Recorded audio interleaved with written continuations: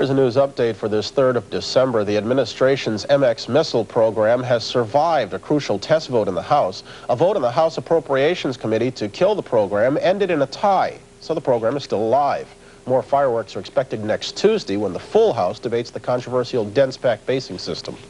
In a rare display of bipartisan effort, the House Ways and Means Committee has approved a measure to increase the tax on gasoline by 5 cents a gallon. Most of the money would be used to repair the nation's highways and bridges. The rest would go to improve mass transit. The highway program alone could create more than 300,000 jobs. A series of 8 tornadoes ripped through central Arkansas Thursday. Officials say at least 3 people were killed and 36 others hospitalized. The twisters damaged or destroyed more than 200 buildings. Tornadoes also touched down in Missouri and Illinois. Officials say a tornado just about wiped out New Baden, Illinois, a town of about 2,000. A Kansas man has become the first to plead guilty to violating draft registration laws. We have a report from Ron Howard of KNSW-TV Wichita. 21-year-old Kendall Workentine appeared in federal court ready to face the consequences for refusing to register for the draft.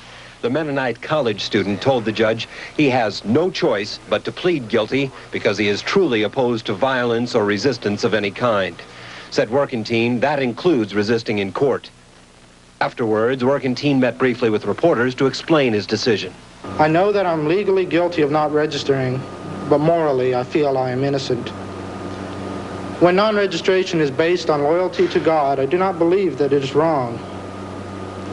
To fight the government's prosecution would only be to cast doubt on my claim to be non-resistant. Workentine becomes the first draft resister in the country to enter a plea of guilty. Because he's 21 years old, he's eligible for the Youth Corrections Act, which means he could be sentenced to up to 6 years of supervision.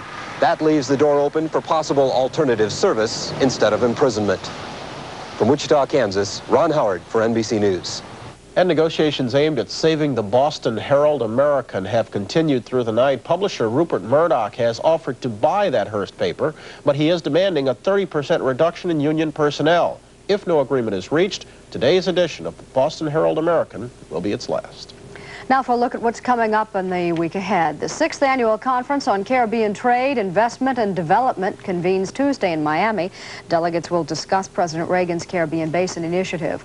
Wednesday, a 4-man U.S. team will visit Hanoi to talk about Americans still missing after the Vietnam War. Also on Wednesday, the defense resumes in the trial of Teamsters President Roy Williams. The case could go to the jury by week's end. On Saturday, the movie E.T. premieres in London at a Royal Command performance. And now for a look at the week ahead in Washington, here's David Hazinski. Several major issues will involve Congress next week.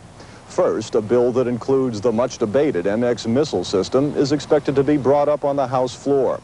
The president has been pushing for his dense pack MX plan, but some members of Congress say it won't be effective, and it's just too expensive now in a time of huge budget deficits. Another controversial issue, Social Security, is also on the agenda next week. The National Commission on Social Security Reform will hold its last meeting on Friday in the hope of recommending some specific corrective measures to Congress. President Reagan, back from his Latin America trip, is scheduled to meet with the president of Pakistan here in Washington on Monday in an effort to warm up relations with that country.